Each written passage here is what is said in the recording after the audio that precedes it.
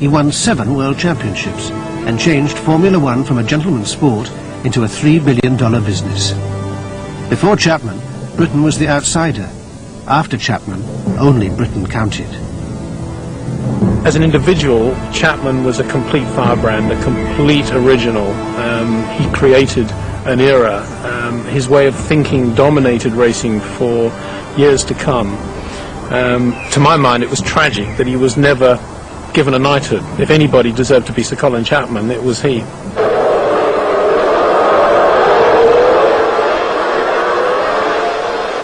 From 1961 to 1978, if you beat Lotus and Chapman, you'd won. And he would do anything for his team Lotus, anything.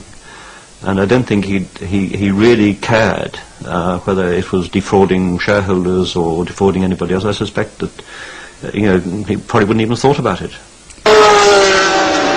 He was a genius and he was a rogue. Definitely a genius, allegedly a rogue. The last year of Chapman's life was overshadowed by rumours surrounding his involvement in the DeLorean conspiracy, perhaps the financial scandal of the 1980s. But as the investigators closed in, his early death saw him take his secrets to the grave.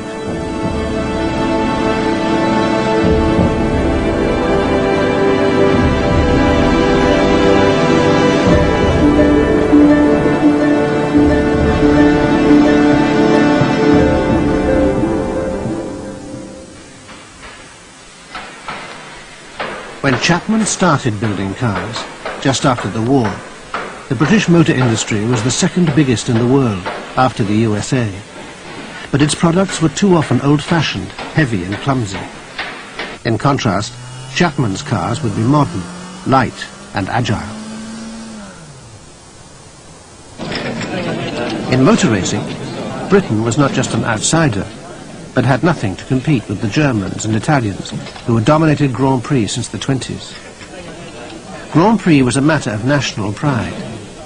The Italian cars were red, the German silver, the French blue, the British racing green.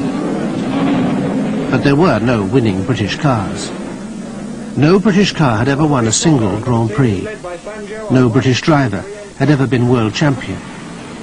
Britain was the sporting loser. Rolls number 36, leading British car, is in 16th place as they go through the other half of the loop at Country Corner. Chapman changed all that and, almost as an afterthought, created the only new post-war British car company, designing some of the most radical road cars ever made. Chapman had started building cars as a 19-year-old engineering student in a lock-up garage in London in 1947. The first 2 Lotuses were trials cars, based on old Austins, and he took Hazel, his future wife, as his passenger. 4 years later, he built his first racing car, winning everything as both driver and designer. His secret weapon was getting more power from the engine everyone used by exploiting a loophole in the regulations, a typical Chapman move. To Colin, rules were something to be challenged, to be circumvented, and he must have spent hours reading rule books and trying to find loopholes. If he was involved in framing rules, he would make sure that the rules were framed with a loophole available to him. By 1955, Chapman was becoming so successful, he gave up his full-time job, and Lotus made its first appearance at Le Mans, with him as #1 driver.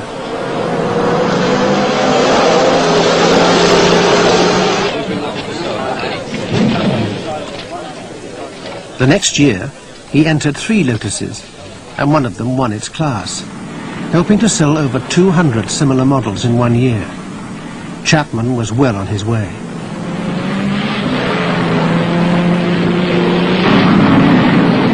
A few weeks later, by chance, a cameraman was filming during practice for the French Grand Prix. What he was about to capture would prove to be a key moment in Chapman's career. His brakes failed, costing him the chance of a Formula One debut. He never would race in a Grand Prix. When he drove a van wall, he was very nearly as quick as Hawthorne.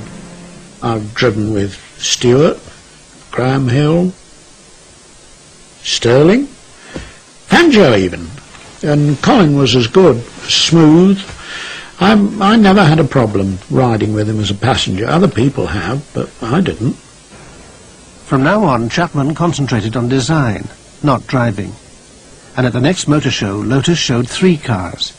The Lotus 7, still made today, the Lotus Elite, arguably the best-looking car of its time, and the Lotus 12, which pointed the way towards Chapman's Formula One ambitions. The big moment arrived 3 years later, when a Lotus won a Grand Prix for the first time at Monaco, in the hands of Britain's most famous driver. Well, in his early days of his racing cars, of course, frankly, they were beautiful to drive. Not easy, but delicate, but very, very quick. Very light, and I can tell you very delicate as far as the strength was concerned. And in fact, I had quite a few wheels come off. The most important one, in a way, I suppose, was when I was racing at Spa, and my front wheel came off at about 140 miles an hour. And obviously I knew there was something wrong because I could see it go. And I managed to spin out and go in the bank backwards. I broke my back and my legs on that occasion. His structures professor, when he was studying engineering, had told him that, you know, any damn fool can build a bridge and it won't fall down. But it takes a man of much greater skill to build a bridge that just won't fall down. In other words, that working at the margin was very, very typical of Colin's operations in general, and very particular in the sense that he worked on very few principles about engineering. These were elegance, refinement, simplicity. He was a stylist, I guess, in some ways, rather than a real engineer. I remember at the American Grand Prix, which I won in, I think, 59 or something, and they made me a cake with a Lotus on top, and the first cut I made, of course, was one of the wheels, and I said, would you give it to Colin Chapman?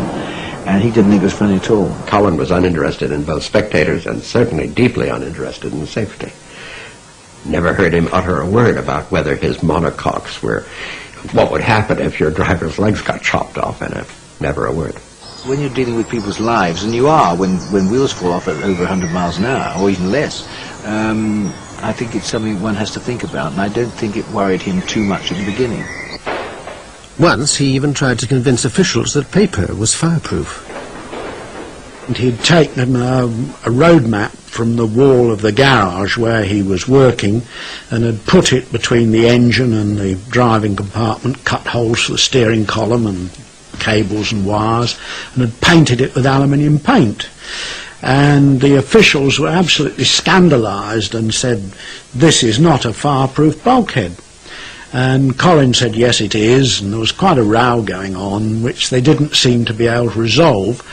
And I was asked if I would be prepared to protest that he was going to be allowed to compete, not complying with the rules.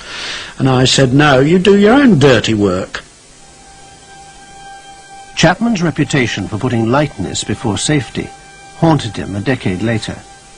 He was charged with manslaughter, following the death of Joachim Rindt. When the car swung, it hit a post for an overhead loudspeaker and swung round, and it tore the front of the car off, front wheel's bulkhead, and of course his feet were in the pedals. It pulled him through the seat belts and they cut his throat, and he died in the wreckage on the spot. The Italians impounded the wreckage and Colin was charged with manslaughter, and the charge was dismissed, and Colin was very cross. He said, I didn't want to get off because I had retained the best lawyer. I wanted it proved that I don't make unsafe racing cars. Chapman was finally cleared of Rindt's death, but the accusations against his cars of being fragile and unsafe never went away.